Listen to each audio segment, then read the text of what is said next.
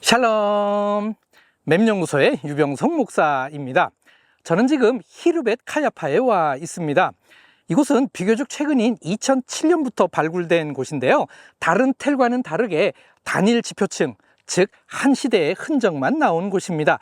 그 시대가 바로 철기 2A 시대입니다. 이 시대는 특별히 다윗과 겹치는 시기인데요. 그래서 이곳은 다윗의 역사성과 관련돼서 가장 중요한 장소라 할 수 있습니다. 이번 영상에서는 다윗과 골리앗의 싸움에서 이 히르벳 카야파가 어떤 연관성이 있는지 지금부터 차근차근 알아보도록 하겠습니다.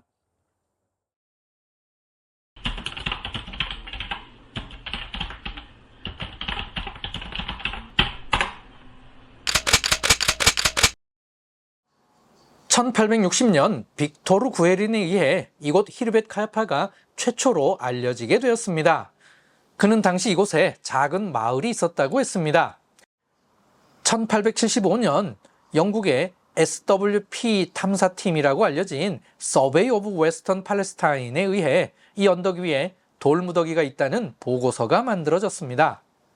1932년 10월에 디미트리 바람키는 이곳을 방문하고 이곳에 35제곱미터 정도의 작은 망대가 있다고 했습니다. 이후 이곳은 오랫동안 거의 잊혀져 있다가 근처에 라맛 베쉐메시라는 신생도시를 만들 때 다시 탐사되기 시작했습니다. 예후다 다가는 이 신생도시의 경계 확정을 위한 탐사 작업의 일환으로 몇 년간 이곳에 대한 집중 탐사를 진행했습니다. 그에 의해 이곳 히르벳 카야파에 고대 요새의 흔적이 있다는 것이 본격적으로 알려지게 되었습니다. 그래서 이곳에 묻혀있는 고대 요새에 대한 관심이 높아졌습니다. 2005년에 이스라엘 고유물협회 사하르 가누르는 이곳에 묻혀있는 요새는 포각 성벽으로 둘러싸여 있는 전형적인 철기시대의 요새라고 확신했습니다. 곧바로 발굴팀이 꾸려져서 2007년부터 히브리 대학의 요셉 가핀켈 교수와 함께 이곳을 발굴하기 시작했습니다. 2008년에 둥근 형태를 띤 요새의 모습이 더 분명하게 드러나게 되었습니다. 이곳에서 출토된 토기의 형태를 통하여 이곳이 철기 2시대의 요새라는 것을 어느 정도 추정할 수 있지만 좀 더 분명한 증거가 나왔습니다. 발굴 중에 나온 토기 속에 불에 탄 올리브 씨앗 2개가 발견되었습니다. 이를 옥스퍼드 대학에서 탄소 동위원소 측정을 했는데 그 값이 기원전 1050에서 970년 사이가 나왔습니다. 이는 다윗과 거의 일치하는 시기입니다. 그래서 이곳 히르벳 카야파가 구약학계의 가장 뜨거운 장소가 되었습니다.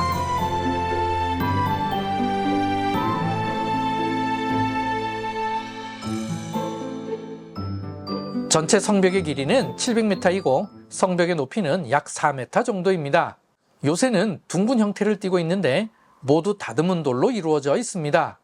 이 돌들의 전체 무게의 합은 약 20만 톤으로 추정됩니다.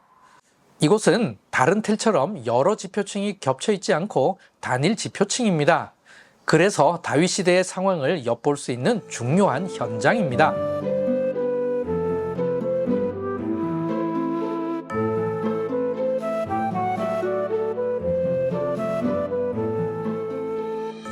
저는 지금 철기 2시대 당시로는 아주 강력한 이중성벽 안에 있습니다. 이 정도 규모의 요새를 짓기 위해서는 많은 노동력을 동원할 수 있는 강력한 통치권이 있어야 합니다. 이와 같이 다윗 시대에 이미 강력한 중앙 집권적 왕권이 있었다고 보는 맥시멀리스트의 견해를 뒷받침해주는 장소입니다. 아직 논쟁 중에 있기는 하지만 이곳을 발굴한 이후 미니멀리스트와 낮은 연대기 학자의 목소리는 점점 낮아지고 있습니다. 다윗왕에 대한 직접적 고고학 증거는 없지만 이곳 히르벳 카야파는 다윗에게는 강력한 왕권과 이 정도 규모의 요새를 지을 수 있을 만큼 잘 갖추어진 국가적 체계가 있었다고 보는 간접적 증거가 됩니다.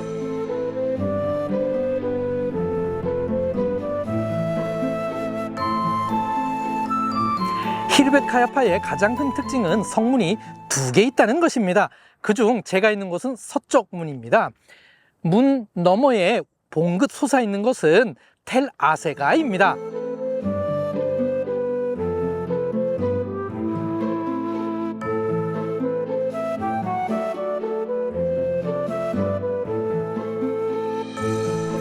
이곳은 남쪽 성문입니다. 성문 너머로 엘라 골짜기가 보이고 있고 저기 너머에 텔 소고도 보이고 있습니다. 이와 같이 히르벳 카야파에는 성문이 2개 있는데요. 성경에 2개의 성문이라는 뜻의 지명이 있습니다. 사하라임입니다. 그래서 이곳 히르벳 카야파를 성경에 사하라임으로 보는 학자들이 있습니다. 이와는 다른 견해도 있습니다. 역대상 4장 23절에 수풀과 산울이라는 표현이 있습니다. 마치 나무가 있는 어느 골짜기를 뜻하는 듯 하지만 히브리어로 보면 네타임 우 가데라로 어느 특정 지명을 뜻하는 것으로 보입니다.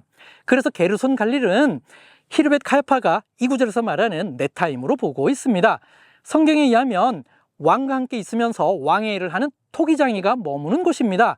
히르벳 카야파에 발굴된 모습이 이 구절과 잘 어울린다고 해서 게르손 갈릴은 이곳을 네타임으로 보고 있습니다.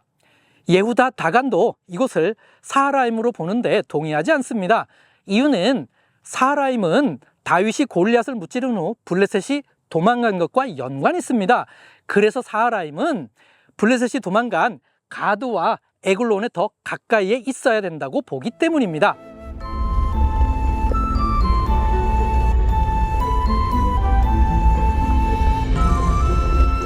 실제로 여러 학자들이 히르벳 카야파를 성경의 사하라임으로 보지 않습니다. 그 이유는 크게 2가지 견해 때문인데요. 첫 번째는 성경의 사하라임은 가드와 에그론에 좀 더 가까이에 있어야 된다고 보는 견해입니다. 이 견해를 가진 학자는 그 후보지를 텔 하르심으로 보고 있습니다. 저는 지금 텔 하르심에 와 있는데요. 제 왼쪽으로 약 5km 정도 떨어진 곳에 텔 짜피트, 즉 가드가 있고 제 오른쪽으로 4.5km 떨어진 곳에 텔 미크네, 즉 에그론이 있습니다. 성경의 사하라임의 후보지인 텔 하르심은 가드와 에그론의 거의 중간쯤입니다.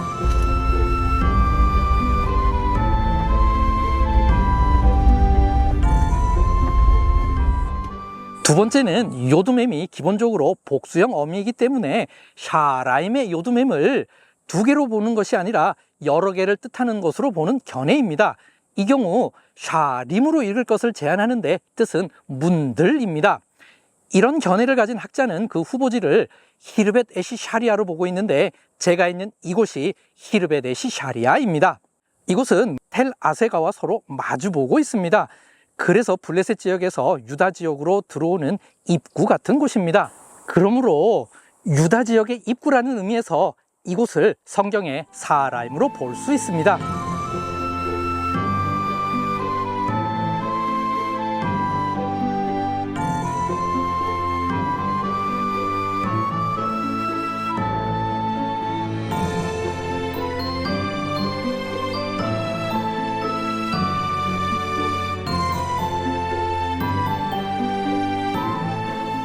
개인적으로 관심 있는 견해는 이곳을 이스라엘 백성이 진을 친 진영으로 보는 것입니다.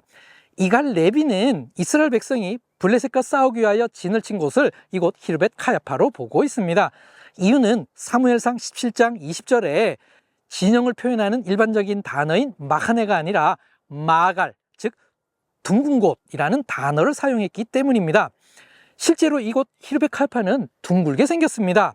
사무엘서 저자는 엘라 골짜기를 지리적으로 잘 알고 있었던 것으로 보이는데요. 그렇다면 이곳 히르벳 카야파가 둥글게 생겼다는 것도 알고 있었을 것입니다. 그래서 그는 이스라엘 백성이 진을 친 진영을 표현할 때 마갈, 즉 둥근 곳이라고 표현한 것으로 보입니다.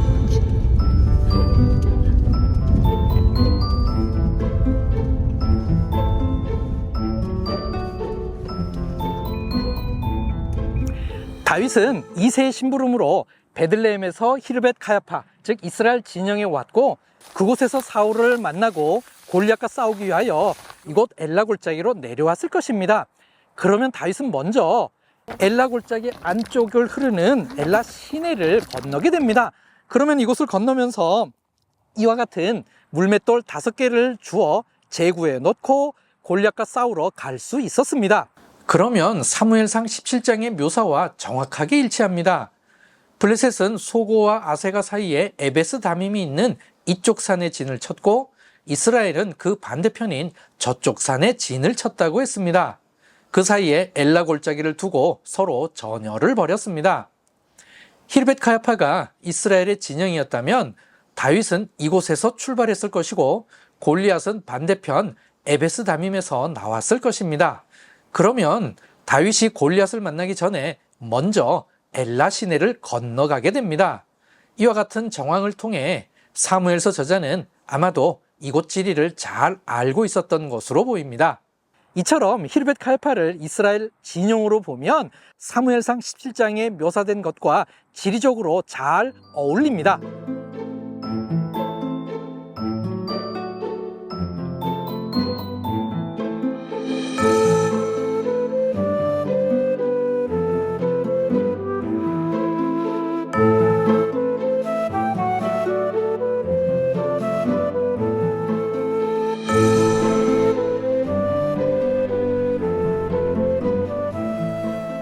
지금까지 히르벳 카야파가 성경의 어디인지에 대하여 설명드렸습니다.